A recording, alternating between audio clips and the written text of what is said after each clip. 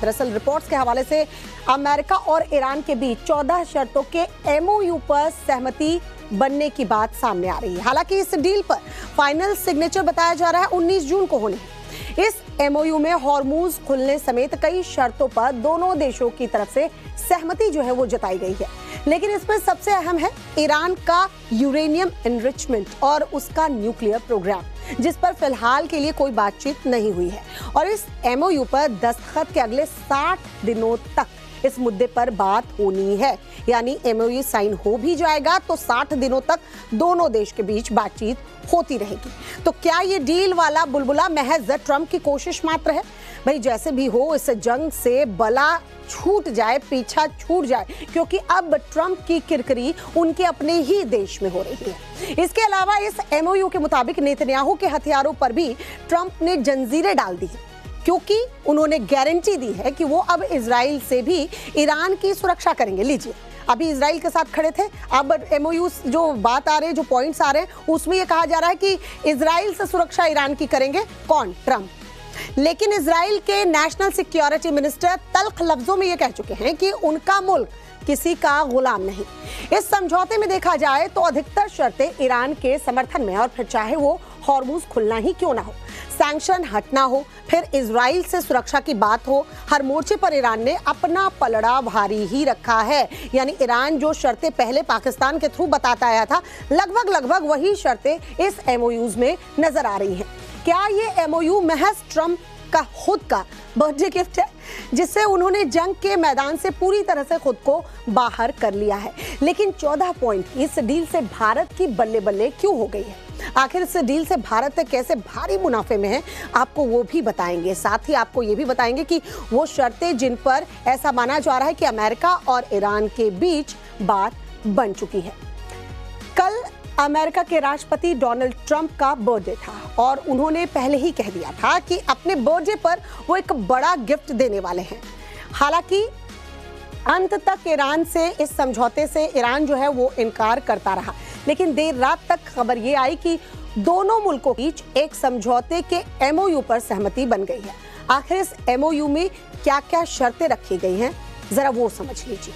शर्त नंबर 1 की बात करें तो ईरान, लेबनान और बाकी सभी मोर्चों पर युद्ध तुरंत बंद हो जाएगा। यानी कि जिस लेबनान को सीज फायर डील में शामिल करने को लेकर ईरान शुरू से अड़ा हुआ था, आखिरकार अमेरिका ने उसकी शर्त को मंजूरी दे ही दी।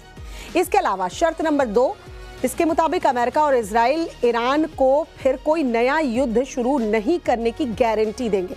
अमेरिका तो दे रहा है, इजराइल देगा या नहीं उसकी गारंटी भी अमेरिका ले रहा है। शर्त नंबर 3, अमेरिका ने यह साफ कर दिया है कि वो इजराइल से भी ईरान की सुरक्षा करेगा। अभी तक इजराइल के साथ थे, लेकिन अब इजराइल से सुरक्षा करेंगे ईरान की ट्रंप। यानी कि ट्रंप ने अपने मन मुताबिक नेतन्याहू के हथियारों को भी जंजीरों में बांध दिया है। शर्त नंबर 4 की बात करें, हॉर्मुज से नौसैनिक नाकेबंदी हटाई जाएगी जो अमेरिका ने कर रखी है, और ईरान की तरफ से जिस तरह की नाकेबंदी देखने को मिल रही थी, अमेरिका पूरी तरह से हॉर्मुज स्ट्रेट से अपने ब्लॉकेट को हटा लेगा।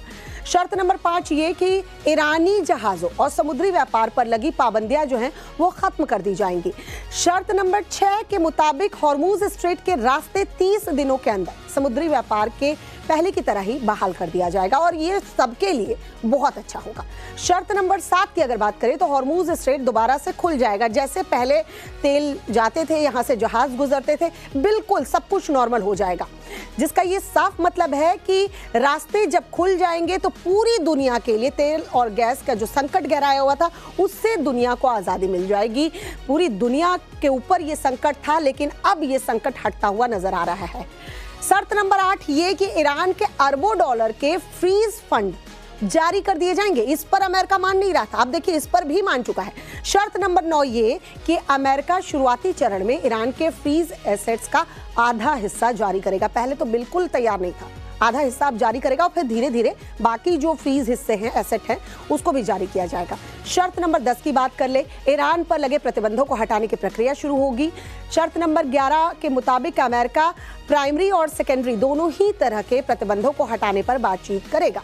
शर्त नंबर 12 ये कि अमेरिका 30 दिनों के अंदर ईरान के आयात के बदले में ईरान के आसपास के इलाकों में सैन्य गैजेट्स कम कर देगा। शर्त नंबर 13 ये, ईरान परमाणु हथियार नहीं बनाने का अपना कमिटमेंट जो है वो दोहराएगा और 60% समृद्ध यूरेनियम के मुद्दे पर आगे जो है बातचीत होनी है। पहले तो बिल्कुल अमेरिका तैयार नहीं था कि नहीं, इस पर तो मानना ही पड़ेगा, अब उस पर भी तैयार नजर आ रहा है।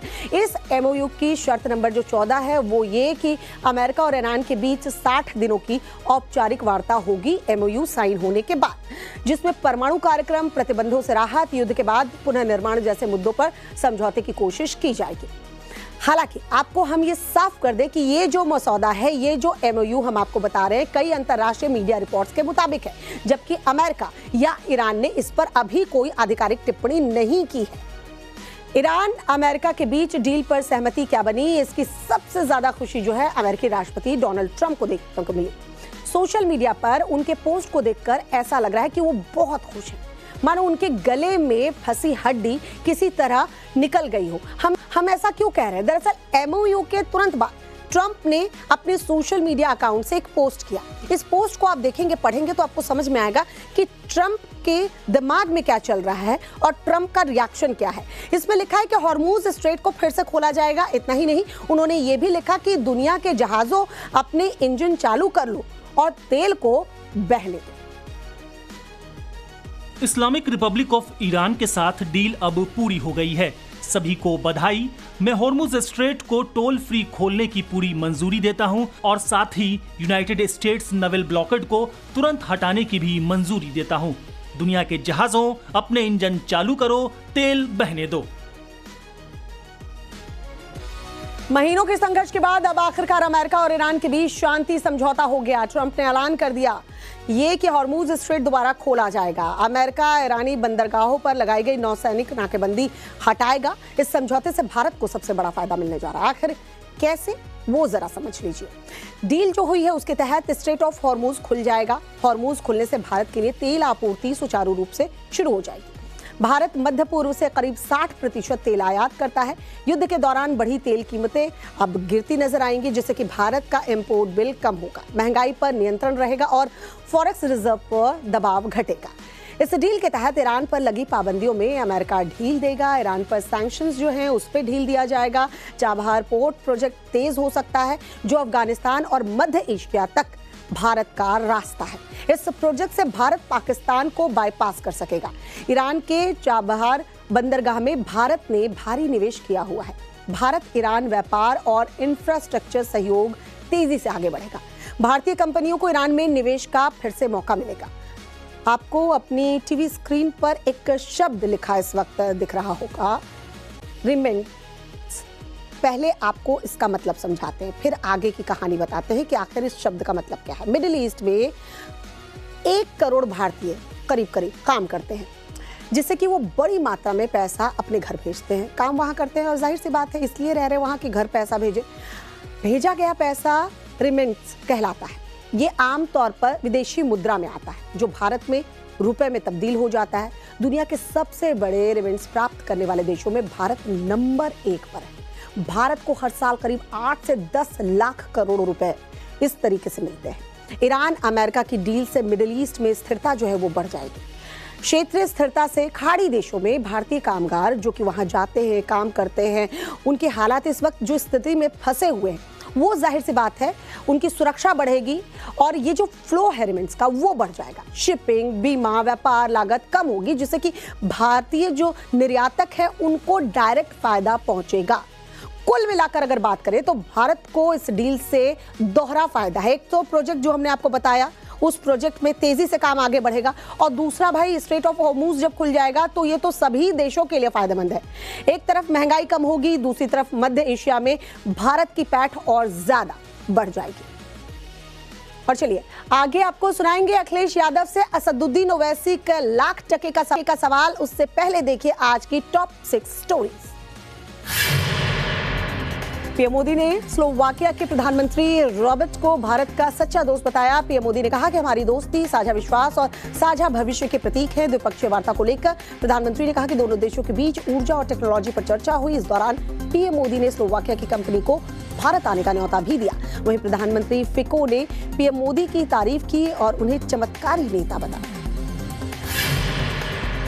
नीट से विवाद थम नहीं रहा है। ताजा मामला अहमदाबाद से जुड़ा है, जहां साइबर क्राइम ब्रांच ने ऑनलाइन ठगी करने वाले गिरोह का पर्दाफाश किया है, जिस पर नीट यूजी के री एग्जाम से पहले ऑनलाइन पेपर दिलाने के नाम पर ठगी करने का आरोप लगा है। इस मामले में अहमदाबाद क्राइम ब्रांच ने राजस्थान से 2 आरोपियों को गिरफ्तार किया। वहीं नीट मामले में गिरफ्तार 10 आरोपियों को कोर्ट में 29 जून तक न्यायिक हिरासत में भेजा है। राम मंदिर के चंदे में गड़बड़ी के मामले की जांच शुरू हो चुकी है। अयोध्या पहुंची एसआईटी की टीम ने इन्वेस्टिगेशन शुरू कर दिया है। बताया जा रहा है कि ये टीम 15 दिनों में अपनी रिपोर्ट जो है वो सौंप देगी। वहीं चंदे में गड़बड़ी का ये मामला अब सुप्रीम कोर्ट पहुंच चुका है। एक याचिकाकर्ता ने इस मामले को लेकर सुप्रीम कोर्ट से स्वतः संज्ञान लेने की मांग की है। जेवर स्थित नोएडा इंटरनेशनल एयरपोर्ट से कमर्शियल फ्लाइट ऑपरेशन की शुरुआत हो गई है। यहां से इंडिगो ने लखनऊ के लिए अपनी पहली उड़ान भरी। इस स्पेशल फ्लाइट में 170 किसान सवार हुए। ये वो किसान हैं जिन्होंने अपनी जमीन एयरपोर्ट प्रोजेक्ट के तहत दी है। आपको बता दें कि लखनऊ पहुंची किसानों की ये टोली जेवर के विधायक धीरेन्द्र सिंह के साथ सीएम योगी से मुलाकात करने के लिए पहुंची थी। उनका आभार भी जताया। कोचिंग विवाद में जेल से बाहर आए ज्ञान बिंदु कोचिंग संस्थान के संचालक रोशन आनंद ने खान सर पर बड़ा आरोप लगाया है और अपने भाई की हत्या के मामले में उनके नार्को टेस्ट कराए जाने की मांग की है। वहीं खान सर ने रोशन आनंद के भाई प्रिंस की मौत पर दुख जताया है और हर मुमकिन मदद करने का भरोसा दिया है। आपको बता दें कि प्रिंस की मौत मामले में तेज प्रताप यादव ने भी खान सर को दोषी बताया और कहा कि खान सर ने ही प्रिंस की हत्या की साजिश रची।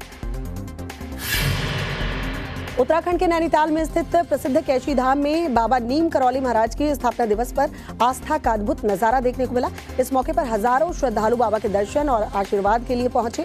पूरे मंदिर परिसर में भक्ति, श्रद्धा, उत्साह का माहौल देखने को मिला। आज ही सोमवती अमावस्या भी है, जिसको लेकर हरिद्वार में गंगा स्नान करने के लिए लाखों श्रद्धालु उमड़ पड़े। इसकी वजह से नेशनल हाईवे पर भारी ट्रैफिक जाम भी देखने को मिला।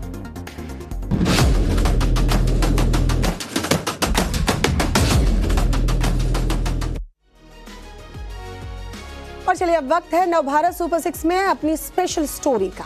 आखिरकार हैदराबाद के भाईजान असदुद्दीन ओवैसी की यूपी में एंट्री हो चुकी है, जहां उन्होंने पहली ही सभा के दौरान अखिलेश यादव के खिलाफ मोर्चा खोल दिया है। साफ कर दिया है कि अब सपा के लिए 2027 की राह और मुश्किल होने वाली है। इतना ही नहीं, बहराइच में सभा के दौरान ओवैसी ने ममता बनर्जी और उनकी पार्टी टीएमसी का भी जिक्र छेड़ा। इस दौरान भी निशाना सिर्फ अखिलेश ही थे। हालांकि एआईएमआईएम प्रमुख ओवैसी ने विपक्षी गठबंधनों पर अपनी पार्टी का रुख दोहराया और कहा कि वो बीजेपी को हराने की कोशिश करने वाली पार्टियों के साथ मिलकर काम करने को भी तैयार है। लेकिन ये भी उन्होंने क्लियर कट कह दिया कि वो किसी के अधीन रहकर काम नहीं करेंगे। दरअसल एआईएमआईएम अध्यक्ष असदुद्दीन ओवैसी ने रविवार को उत्तर प्रदेश के लोगों से अपनी पार्टी का समर्थन करने की अपील की और समाजवादी पार्टी के नेताओं पर राज्य के कुछ हिस्सों में विकास न कर पाने का आरोप लगाया। लेकिन इसके बाद असदुद्दीन ओवैसी ने जो कहा वो अखिलेश यादव को जरूर परेशान करेगा। ओवैसी ने मदीना और काबा का जिक्र करते हुए अखिलेश यादव को घेरने की कोशिश की। भाईजान ने अखिलेश और ममता की दोस्ती पर तंज कसा और टीएमसी के बागी सांसदों को बीजेपी आरएसएस की कठपुतली तक बता दिया। अखिलेश दीदी की मदद करने के लिए और वहां पर लाइन लगाकर बीजेपी में शामिल हो रहे, तो क्या मैं आयतल कुर्सी पढ़कर उन पर फूका था कि तुम जाओ बीजेपी में? बेशर्मी की हद कर दिए। अरे कल तक जो कहते थे कि दिल में मदीना, आंख में काबा, और बाबा बंगाल जाकर बोले कि बंगाल को काबा की जमीन नहीं बनने देंगे। अब बाबा के साथ बैठकर जिसने कहा था कि दिल में मदीना, आंख में काबा, दोनों बैठकर चाय पी रहे हैं। दोनों बैठकर चाय पी रहे हैं और गाली किसको दे रहे हैं? ओवैसी को। अरे मैं जानता था ये तमाम के तमाम कठपुतलियां हैं बीजेपी आरएसएस के। एक हवा के झोंके में तमाम ने सर झुका दिया और बीजेपी में चले गए। सुना आपने असदुद्दीन ओवैसी को। असदुद्दीन ओवैसी यहीं पर नहीं रुके। उन्होंने ममता बनर्जी की पार्टी तृणमूल कांग्रेस को छोड़कर जाने वाले सांसदों को लेकर भी सपा प्रमुख अखिलेश यादव से तीखा सवाल पूछा।